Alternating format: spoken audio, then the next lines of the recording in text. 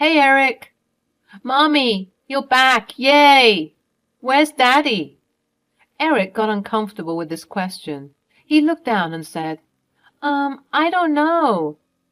What's going on, love? You're keeping secrets with Mommy? Eric did not say anything, but he kept looking down at the floor anxiously. I sensed that something was wrong. I called up my husband. David, where are you? I came for a vacation with our son. I hung up the call. We immediately packed the bags and left the house. Hello, my name is Caroline and I'm 40 years old. I'm married to David, who's 42 years old. We've been married for the last 10 years. I and David used to work at the same office. That's how we know each other. We fell in love with each other and got married. We were a happy couple. After 2 years of our marriage, our son Eric was born and our family seemed complete. Eric is now 8 years old. Soon after our marriage, David got a better opportunity from a different company and he switched to a different company. I continued to work in the same company and now I'm in a senior position and I have to travel for a few days a month for business trips. When my son Eric was 3 years old, I was offered a promotion at work with the clause that I would have to travel for business purposes for a few days a month. I was reluctant to accept as Eric was too small to be left alone, but David supported me. Don't worry, honey. I'll take care of Eric. Are you sure? Eric is too small. Absolutely. He's my son, too. Besides, it's just a matter of a few days. Okay, then, I'll accept the promotion. David was always supportive of my work. He used to take care of Eric when I went on these trips. I was so grateful to David for being so caring and supportive. Our life was pretty smooth until one day my father-in-law called. Hey, David, I was thinking of stepping down from the business. I could no longer take on the stress of business. All okay, Dad? Yeah, everything's fine, just that I'm getting older, you know. It's time for you to take over the business. David replied politely, Dad, you know I have worked hard to make my identity. Now, you just want me to leave everything and join your business? David, you knew this was coming. I've let you do everything you wanted until now. But this is one thing which you should do for the family. Dad, you can't force me. I'm not forcing you. Think about it. How long would you work at the job? The business will give you the flexibility to enjoy the later part of your life. But Dad, you are my only heir. If you refuse to run the company, then I'll have to sell it off as I can't manage it anymore. I didn't mean that. Okay, then wind up your work in a month and join the business. But, Dad, you've run the business so efficiently for so many years, I'm afraid I'll not be able to manage so well. You would learn as you run it. I, too, didn't know anything about business until I started doing it on my own. Okay, Dad, I'll give the notice to my company and wrap up my work there. Although David was happy at his job, he knew that he would have to take over the family business at some point. So he was prepared for this, just that he did not realize that this would happen so soon. Soon after David joined his family business, I noticed a gradual change in his attitude. He would come home late, spend the evenings all by himself on his phone, and was mostly away on the weekends. This continued for a few months. After a while, I could not take it any longer and decided to confront him. David, is everything fine with you? Yes. What happened? I've been noticing a change in your attitude for the last few months. Change? What are you even talking about? I wanted to have this conversation with him so that we could fix it, but he simply ignored that anything was wrong. I got furious at his ignorance. Don't act as if you don't know what I'm talking about. You come home late almost every day. Some days when you're early, instead of spending time with me or Eric, you are busy on your phone. David replied in a stern voice. This is happening because I'm busy. I no longer work for a company where I can wrap up my work at 7 p.m. It is my business now. I have to give time to it. Even after coming home, I have to coordinate with other departments over the phone. What about the weekends? Yes, sometimes we have work on weekends too. I didn't know what to say, hence I went out of the room to calm down. Although David's reasons were legitimate, I still wasn't convinced. I could feel the coldness growing between us, which I just could not explain to David. I decided to give him the benefit of doubt and give him some time to settle into the business. Besides, David was a caring father to Eric and would take care of him while I was away. He used to take his time off and take Eric for small vacations when I was on business trips. 2 years passed. David got busier with his business, and now he sometimes does not come home at all. Although we lived under the same roof, we barely spoke to each other. I kept wondering to myself if my work was the reason behind our growing distance. Sometimes I felt too lonely. I had no one to discuss my problems with. My parents were in their late 70s, so I didn't want to stress them out with my problems. I lost touch with most of my friends as I got busy with my family and work. David's presence in my life was almost negligible. My only hope was my son, Eric. Although he was too young to understand my problem, yet spending time with him makes me happy and relieved. It kept me going. But recently, I observed that Eric was distracted. His grades were falling in the monthly tests, and he was spending way too much time on video games. David has been pampering Eric a lot with all kinds of video games, automatic car toys, and whatnot. The next time when David brought expensive video games for him, I resisted. David, Eric already has a lot of video games and toys. This new one is unnecessary. What do you mean? Now I can't give gifts for my son? What do you want? Eric's grades have been falling and he is too distracted these days. He is always on video games, which is not good for his mental growth. He is my son. He would find a way for himself. You don't need to worry about him. Well, he is my son too. I need to ensure that he's raised to be an educated and responsible person. Are you trying to taunt me that I'm an irresponsible person? I have been taking care of Eric since he was 3 years old, when you left him at home for your business trips. I was shocked at his words. It was he who volunteered to take care of Eric. Besides, he is the father of Eric, so he has the responsibility too. Wasn't it you who asked me to take the promotion and you volunteered to take care of Eric? Yes, it was me. You should be grateful to me for supporting you, but all you do is just complain. I have always been grateful to you for supporting me. That's the reason I'm still with you in this house, despite your cold behavior towards me. Saying this, I broke down. Oh, please, don't try to play the victim in front of me. I lost my patience and shouted at him. You know what? I'm done with you. I no longer have any affection or gratitude for you. Whatever you have done for taking care of Eric, it was your duty as a parent. I don't owe you anything for this. David, too, yelled back at me.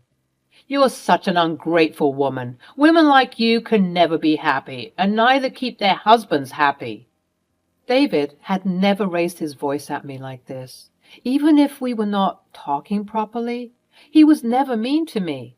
He was a changed man now. These words pierced my heart like a knife, and I was howling in pain. I locked myself up in the bathroom and cried my heart out.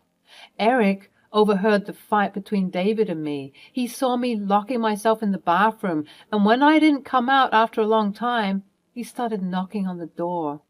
Mommy, come out! I heard him crying outside the bathroom.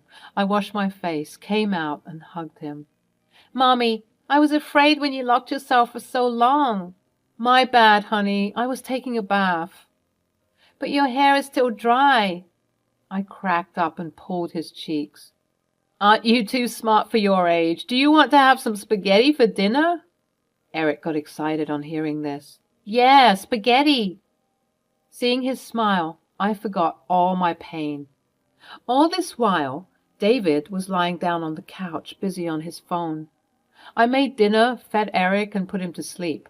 I had a flight for my business trip the next morning, so I packed my bags and slipped a note of my travel details to David on his study table. Ever since our relationship got cold, I slip a note of my travel details on David's study table so that he makes himself available for Eric or drops him at my in-laws' house. The next morning, I went for my scheduled trip. However, the recent confrontations with David just kept me haunted.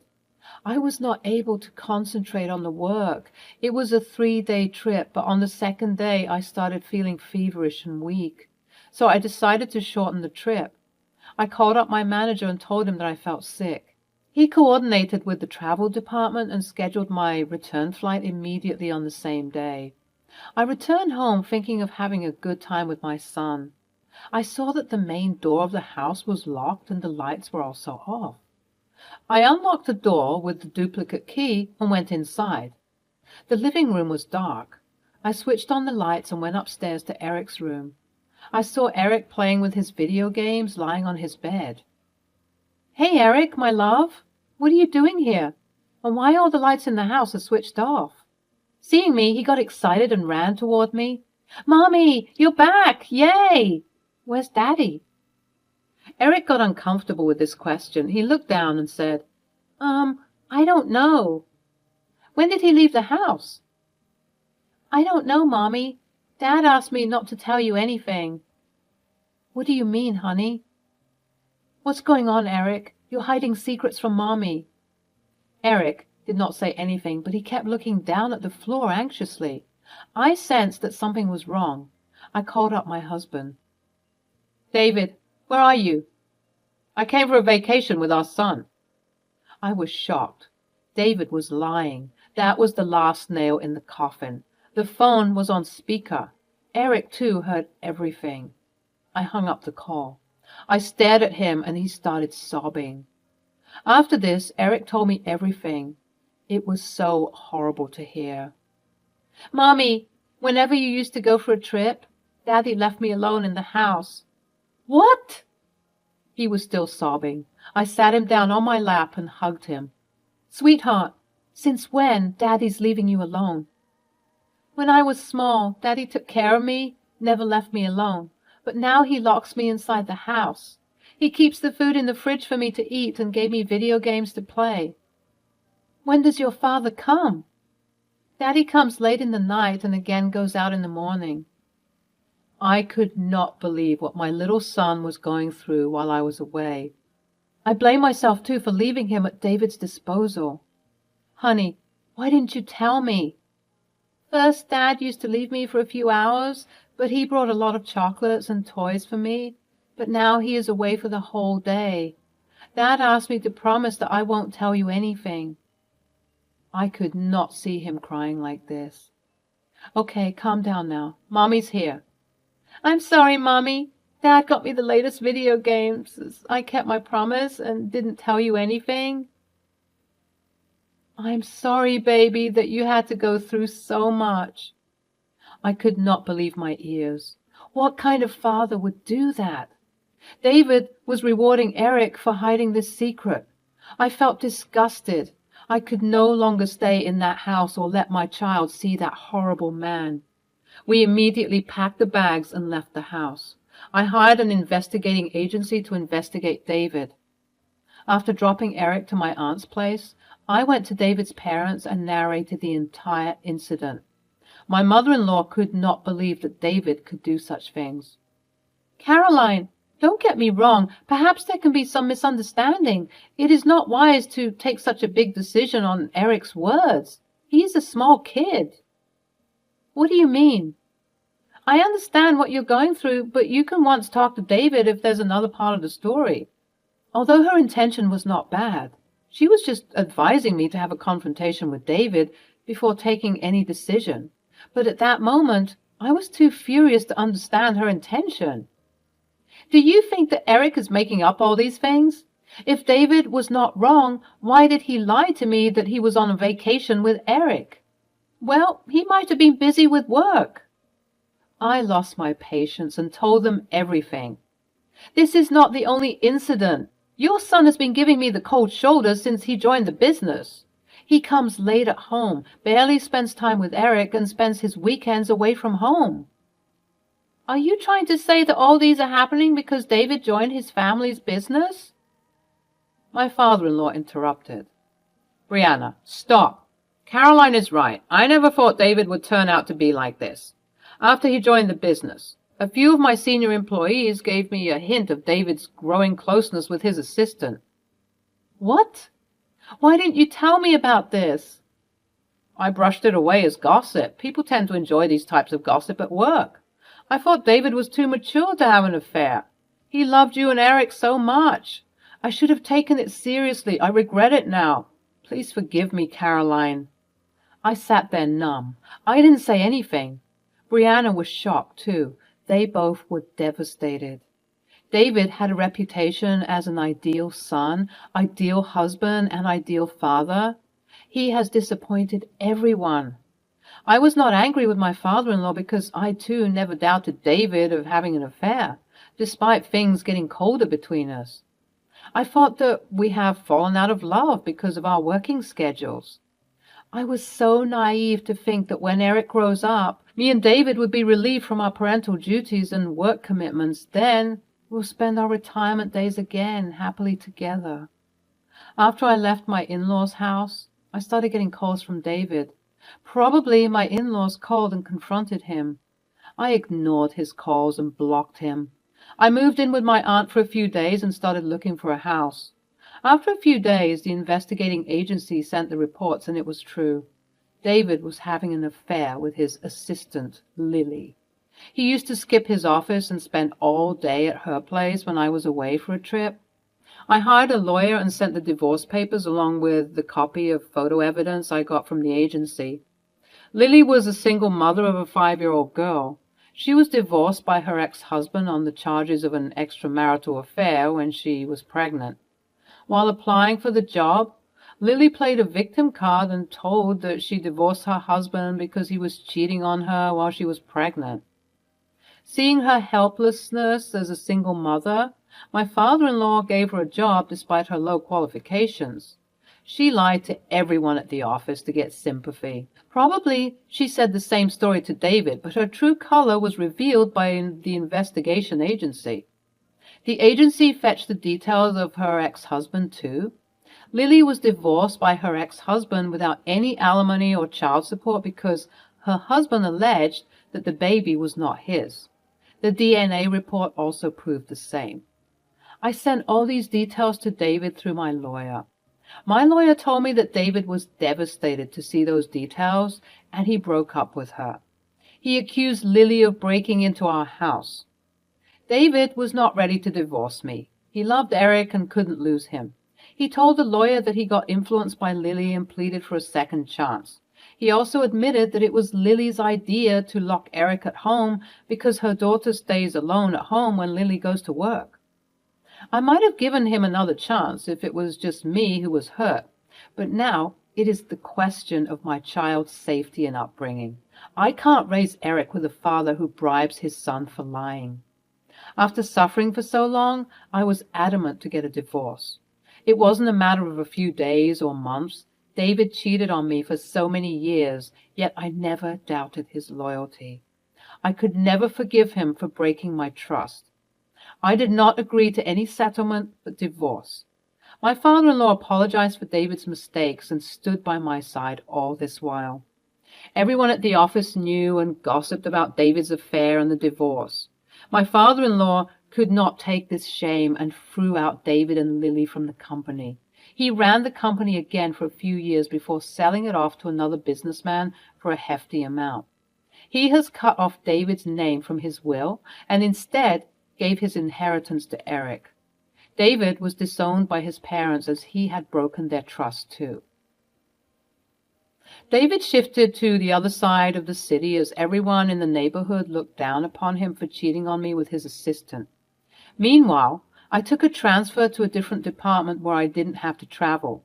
Now I can manage my house and work efficiently.